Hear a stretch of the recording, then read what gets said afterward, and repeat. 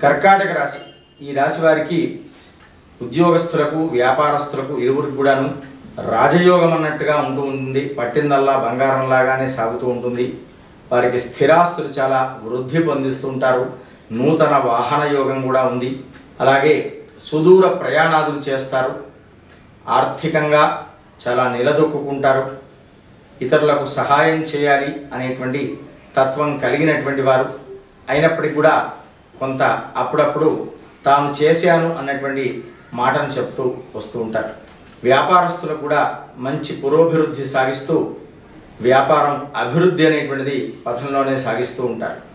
స్వస్తి ప్రజాభ్య పరిపాలయంతాం న్యాయేన మార్గేణ మహిమహీషాః గోబ్రాహ్మణేభ్యః శుభమస్తు నిత్యం లోకాః సమస్తాః సుఖినో భవంతు.